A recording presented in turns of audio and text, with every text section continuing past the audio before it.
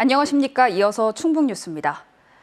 천만 관객 영화가 줄을 잇는 시대지만 여전히 영화관이 없는 농촌 지역 주민들은 영화 한 번 보기 위해 인근 도시까지 나가는 불편을 겪고 있는데요. 농촌의 작은 영화관이 이 같은 문화 격차를 해결해주는 단비 역할을 하며 지역의 명소로 자리 잡고 있습니다. 이규명 기자의 보도입니다.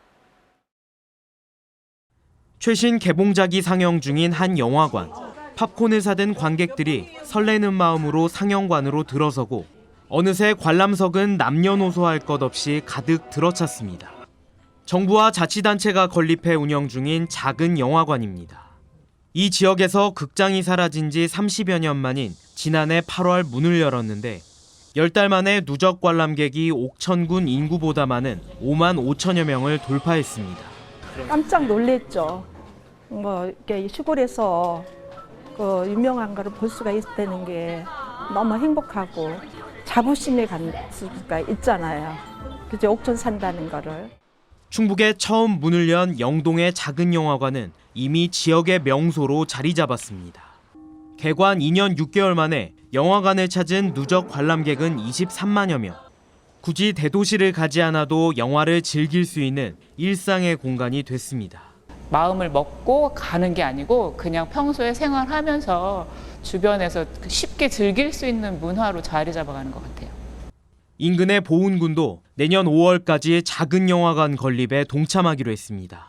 영화관뿐 아니라 도서관, 물놀이장까지 조성해 복합 문화센터이자 주민들의 소통 공간으로 만든다는 계획입니다. 여기 보면은 대전이나 청주로 가서 그 문화생활을 하고 있습니다. 그런 국민들의 어려움을 하나 좀 해소하는 측면에서 그 영화관을 이렇게 저렴한 관람료와 지역 주민의 특성을 고려한 알찬 영화 편성까지.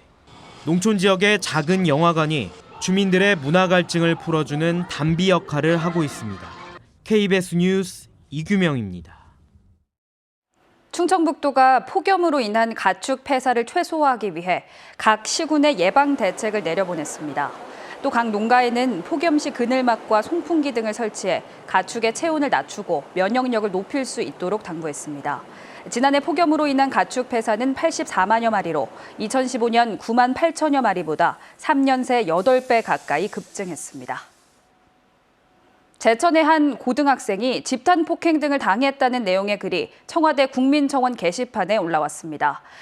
어제 피해자의 누나라고 밝힌 A씨는 국민청원 게시판에 올린 제천 집단학교 폭력 및 유사 강간이라는 글에서 가해 학생들이 동생에게 술을 마시게 하고 심한 욕설과 폭행 피해를 입혔다고 주장했습니다. 현재 이 글은 2만 명이 넘는 청원 동의를 얻은 가운데 경찰과 교육당국도 사건 경위를 조사 중인 것으로 알려졌습니다. 오늘 새벽 4시 35분쯤 청주시 산남동의 한 도로에서 59살 A씨가 몰던 택시와 23살 B씨의 SUV 차량이 정면으로 충돌했습니다. 이 사고로 택시기사 A씨가 숨지고 택시 승객과 B씨 등 3명이 다쳐 병원에서 치료를 받고 있습니다. 경찰은 B씨의 음주운전 여부와 함께 정확한 사고 경위를 조사하고 있습니다. 청주 지역 청년 지원 사업이 민간협력 사업으로 추진됩니다.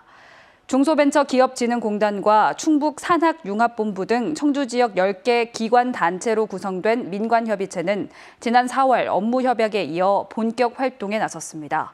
협의체는 청년창업 사관학교와 청년창업 베이스캠프, 신생기업학교 등 각각 진행해 오던 지원 사업을 공유하고 효율성을 높일 수 있는 협력 방안을 모색하고 있다고 밝혔습니다.